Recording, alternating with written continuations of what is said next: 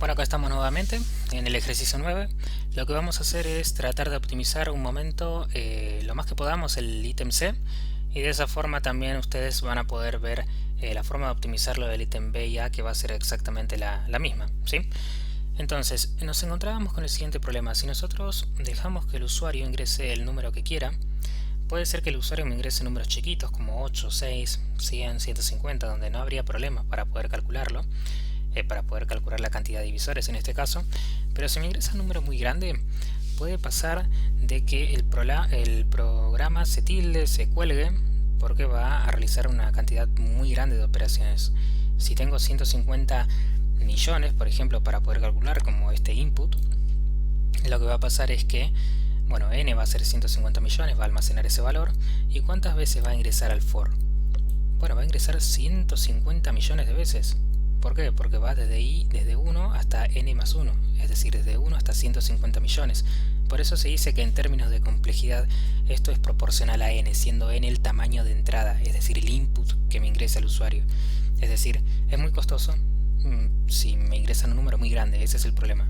Entonces la pregunta es, ¿habrá alguna forma de poder optimizar esto de forma tal de no tener que recorrer la totalidad de números desde 1 hasta n inclusive? ¿Habrá alguna forma? Probemos primero para que vean que realmente esto es un problema.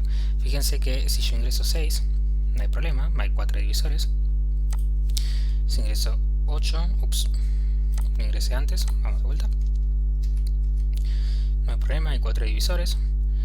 Sería 1, 2, 4, 5 no, 6 no, 7 no, 8. Bien, 4 divisores. Pero si ingreso 150 millones, 1, 2, 3, 4, 5, 6, ¡pum! Se empieza a tildar, ¿sí? Fíjense que en realidad más que tildar se queda esperando ahí a que en algún momento termine el programa. Bien, entonces la pregunta es, ¿puedo optimizar este tiempo? ¿Puedo hacer que esto sea un poquito menor? ¿Que no esfuerce demasiado el programa para poder calcular la cantidad de divisores totales? Bueno, evaluemos lo que pasa en este sentido. Vamos a cancelar esto.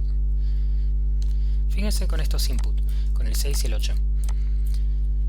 La pregunta es, ¿cuáles son los divisores que nosotros tenemos? ¿Cuáles son los candidatos que tenemos que revisar para poder encontrar divisores? Bueno, si nosotros sacamos a los extremos, y fíjense que sea cual sea, independientemente del input que me ingrese el usuario, es decir, independientemente del número que me ingrese, siempre tengo dos divisores. ¿Cuáles son? El 1 y el 6. Entonces puedo partir de que la cantidad de divisores, la variable acumuladora, en lugar de que parta de 0, que parta de 2, porque siempre voy a tener esos dos, incluyendo los extremos, y a partir de ahí puedo empezar a evaluar lo que pasa en medio, ¿sí? Esa es una optimización. La segunda es, ¿realmente voy a encontrar todos los divisores evaluando todos los candidatos? No. Fíjense que los divisores, en particular, se encuentran en la mitad de la cantidad de evaluaciones totales que tenemos que hacer, es decir, vamos a encontrarlos acá. Por ejemplo, los divisores de 6 van a ser 2, 3, 1 y 6, pero no van a ser 4 y 5. Es decir, los valores que están más allá de la mitad no los vamos a evaluar, los desechamos, los tiramos, no nos sirven. Bien, pongamos el ejemplo de 8. Supongamos que en 8, bueno, vamos a partir de que tenemos dos divisores, el 1 y el 8. Vamos a encontrar divisores en la primera mitad, es decir, del 1 hasta el 4. Tenemos a 1, 2, 4 y 8, por incluir el último. Pero 5, 6, 7 la verdad es que no nos importan, los tiramos también. Entonces podemos hacer esa optimización. ¿Qué quiere decir? Que no basta, digamos que si bien nosotros podemos evaluar desde 1 hasta n inclusive, esa cantidad de evaluaciones se puede reducir a la mitad, haciendo la optimización de no evaluar hasta n, sino evaluar hasta n sobre 2 más 1. Bien, es decir, evaluar hasta la mitad de posibles candidatos a divisores. Y eso es lo que vamos a hacer justo ahora. Vamos a borrar esto. Vamos a partir de que tenemos un input de 150 millones y primero lo que quiero que vean es lo siguiente. Vamos a tratar de contabilizar, de medir el tiempo que tiene esta ejecución con este algoritmo como lo hicimos en el video anterior. Esta es la versión 1 sin optimización. Vamos a importar import time. Time es una librería de Python que me va a permitir medir el tiempo. Entonces vamos a hacer lo siguiente. vamos a declarar una variable acá, tiempo inicial. Vamos a llamar a la función time que me capture el tiempo en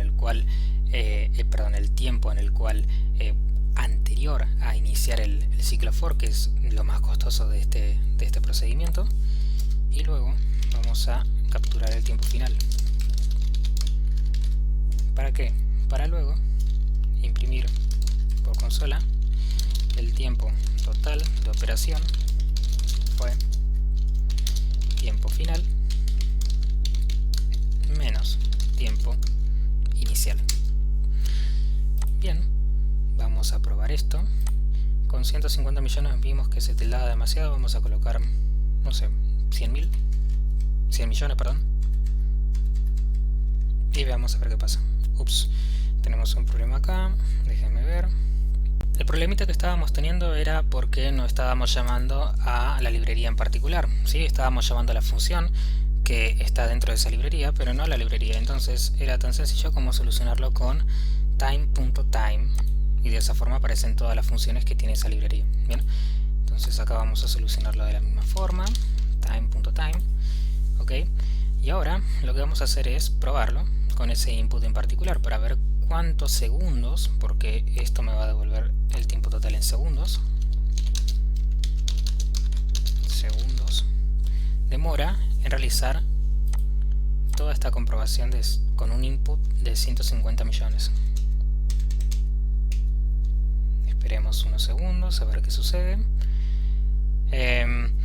Esto también puede estar implementado, bueno, en versiones web, de manera tal de que en la web en general, cuando vos ingresás desde Google Chrome, desde cualquier navegador, puede pasar exactamente lo mismo, es decir, la página se te va a colgar, se te tilda, y justamente puede ser por estos temas, por temas de optimización, de implementación.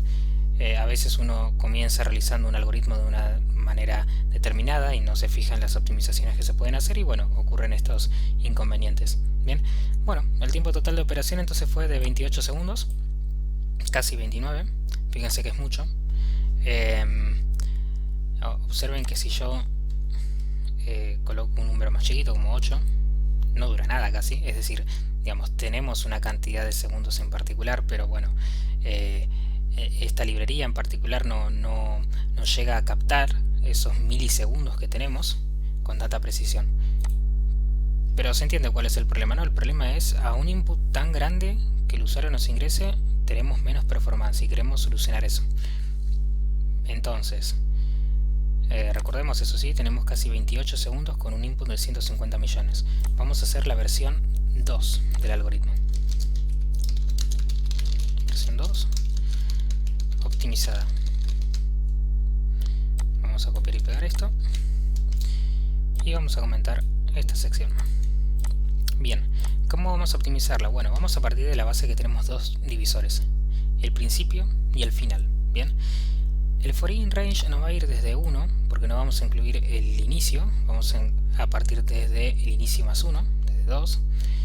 ¿Y hasta cuándo? Bueno, vamos a ir desde n sobre 2 más 1. ¿Por qué coloco doble barra? Bueno, porque en realidad, si yo coloco una sola barra, Python me va a interpretar que el range está yendo desde un número entero hasta un número decimal o un float. Entonces eso no puede ser, tienen que ser valores enteros. De hecho, si yo borro una de estas barritas y pido un input, fíjense que protesta. ¿Por qué protesta? Porque me dice que float no puede ser. Entonces es necesario estas dos barras, y aparte porque estoy trabajando con números enteros. Bien, voy a ir hasta la mitad, como dije, de los candidatos a divisores más 1 para poder incluir esa mitad, ese número en particular del medio. Bien, vamos a probar ahora con esta optimización, que no fue mucho. Fíjense que cambiamos dos líneas, no cambiamos nada. Vamos a probar ahora con esta optimización. Primero vamos a probar con 8 para ver si sigue dando los mismos divisores.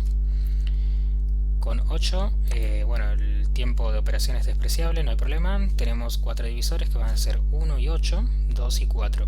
Bien, ok, tenemos 4, esto está funcionando.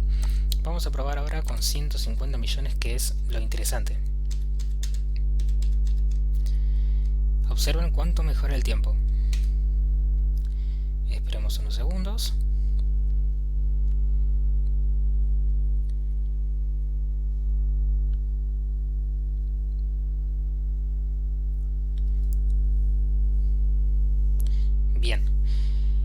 tenemos que antes la operación nos costó casi 29 segundos y ahora, luego de esta optimización, tenemos la misma cantidad de divisores, ¿sí? Porque lo tenemos acá, ya no hice un clear a propósito para poder ver que es exactamente el mismo resultado. Tenemos 144 en los dos casos.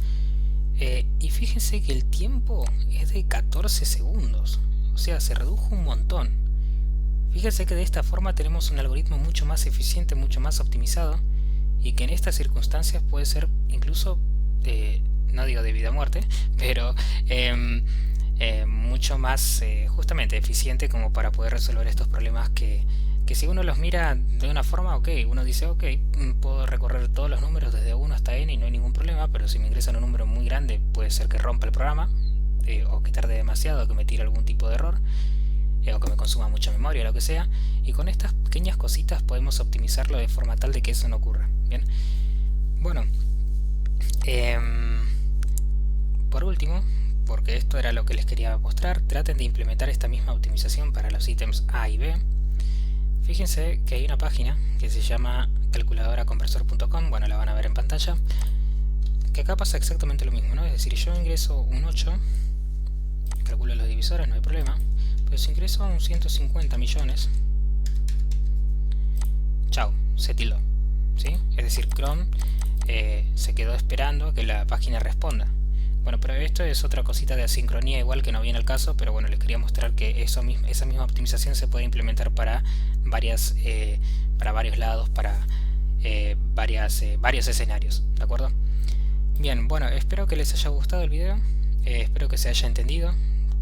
Pasamos de una versión sin optimización con casi 29 segundos a una optimizada con 14.42. Bueno, este es el mensaje de error de Chrome que no está respondiendo, no importa. Y bueno, justamente redujimos bastante el tiempo. Así que nos veremos entonces en el siguiente video con el ejercicio 11 en particular.